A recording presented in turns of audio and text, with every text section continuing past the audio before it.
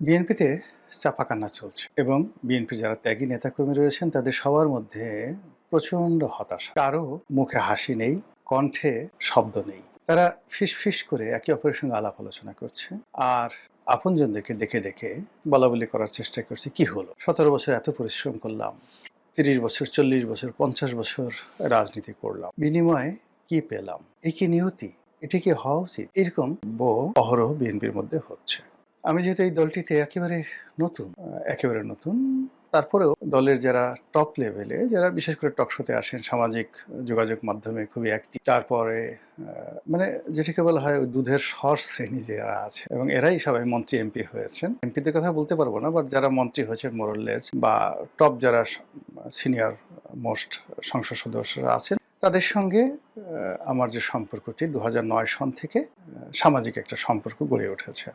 আর বিশ্ববিদ্যালয়ে ছাত্র রাজনীতির কারণে বিএনপির যে সকল রাজনীতি, যারা মূলত ৮০-র দশকে বিএনপির যে নিউক্লিয়াসটি তৈরি হয়েছে ছাত্র রাজনীতির, সেটা সেই ৮০-র দশকে। এখন এখানে নিরু বলেন, মানে আমি নিরু ভাই বলি সবাইকে, যেহেতু এখানে কন্টেন্ট তৈরি করছে, এজন্য সব ভাইয়ের নামে না বলে জাস্ট যেমন নিরু, অভি, নিরু, বাবলু, আমান, খোকন, ফজলুল হক, মিলন, নাজিমুদ্দিন আলম, মানে যাদেরকেই বলেন না কেন, তাদের সবার সঙ্গেই ওই আমলে যে সম্পর্কটা হয়েছে ছাত্র জীবনে, ওটা এখনো পর্যন্ত অব্যাহত আছে। তারপর বিএনপির যে ব্যবসায়ী গ্রুপ যারা আছেন, টপ ব্যবসায়ী গ্রুপ, বিভিন্ন সময়টাতে যারা ক্ষমতায় থাকাকালীন সময়েও তারা লাভবান হয়েছেন বা ক্ষতিগ্রস্ত হয়েছেন, ক্ষমতার আগেও ক্ষতিগ্রস্ত হয়েছেন। বিএনপি পন্থী যারা সাংবাদিক আছেন, কবি আছেন, সাহিত্যিক আছেন, মোটামুটি সেই ৮০-র দশক থেকে আজ অবধি যে বিভিন্ন স্তরে বিএনপি সবার সঙ্গে সম্পর্ক ছিল এবং এখনো আছে। আর বিশেষ করে যারা টকশোতে আসেন, যারা মন্ত্রী এমপি হয়েছেন, যাদেরকে আমি বলি লেয়ার, মানে দুধের স্বর, যারা এদের সঙ্গে সম্পর্কটা মানে বেশি। এর কারণ হলো অলমোস্ট এভরি নাইটই এদের সঙ্গে সেই ২০০৯ সন থেকে বেশি বেশি দেখা হয়ে আসছে। এবং যেহেতু আমি এমপি ছিলাম, এমপি পদমর্যাদার যারা লোকজন আছেন, অর্থাৎ বিএনপি যারা এমপি ছিলেন বা যারা এমপি হতে পারে, তাদের সঙ্গে যোগাযোগটা বেশি হয়। এই যে একটা পরিবর্তিত পরিস্থিতি, সেই পরিবর্তিত পরিস্থিতিতে আমি প্রতি মুহূর্তে যে কথাগুলো শুনতে পাচ্ছি, যেটি হয়তো অনেকের কানে আসছে। ২ নম্বরে যেহেতু আমার একটা প্ল্যাটফর্ম আছে, আমি এই যে আপনাদের সঙ্গে সামাজিক মাধ্যমে কথা বলি, তারপরে ধরুন ফেসবুকে একটা স্ট্যাটাস দিচ্ছি, ১ লাখ, ২ লাখ, ৩ লাখ শেয়ার হয়ে যাচ্ছে, লাইক কমেন্ট হয়ে যাচ্ছে।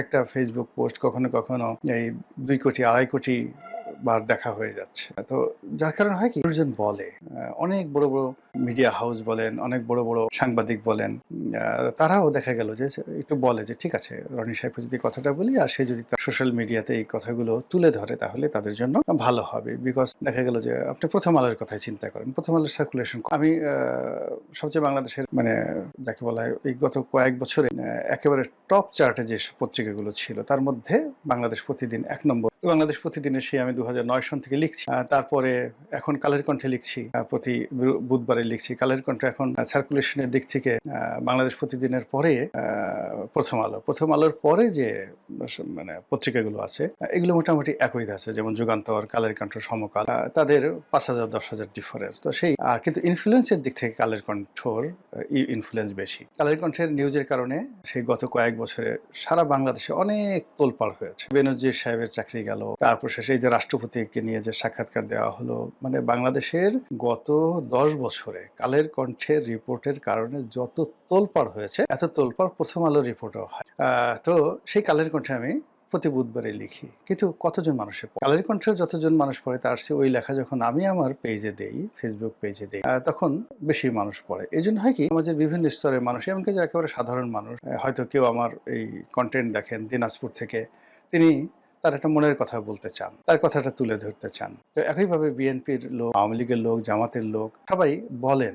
বলার ফলে কি হয়, আমার মধ্যে একটা প্রতিক্রিয়া তৈরি হয়। বিভিন্ন অ্যাঙ্গেল থেকে যখন মানুষের দুঃখের কথাগুলো মানে শুনি, এখানে আরেকটা ব্যাপার উল্লেখযোগ্য হলো, মানুষ কিন্তু আপনার সুখের কথা বলবে না। যারা মন্ত্রী হয়েছেন, যারা খুব আনন্দ পাচ্ছেন, মন্ত্রী হওয়ার পর ভালো বাড়িটা পেয়েছেন, আজকে যেমন আমি আসছিলাম, আমার পিছনে বা পাশ দিয়ে আরেকজন মন্ত্রী আসছিলেন। তো আমি দেখলাম যে মন্ত্রীর গাড়িটা একেবারে নতুন চকচকে গাড়ি, অর্থাৎ সম্ভবত মানে ২০২৪ সনে ওই যে এমপিরা অনেকগুলো গাড়ি এনেছিল, লেটেস্ট মডেলের ল্যান্ড ক্রুজার যে গাড়িগুলো এনেছিল সেগুলো তো সরকার সেগুলো সিজ করেছে খুবই ঝকঝকে, মানে গাড়ি এর এক একটা গাড়ি 8 কোটি 9 কোটি টাকা, 4500 সিসির ল্যান্ড ক্রুজার মডেলের একেবারে LC 300 সবচেয়ে দামি। তো তারেক রহমান সাহেব যেটাতে চলছেন ওটা হলো প্রাডোর, কিন্তু প্রাডোর যে আপগ্রেডের যে গাড়ি এমপি এনেছিলেন মানে কোথায়, কিন্তু এগুলো তারা ছাড়াতে পারে। ওইরকম একটা গাড়িতে চড়ে এক মন্ত্রী মহোদয় যাচ্ছিল পাশ দিয়ে। এখন নিঃসন্দেহে ভিতরে যিনি বসা ছিলেন তিনি তো আমাকে চেনেন, আমার গাড়ির তো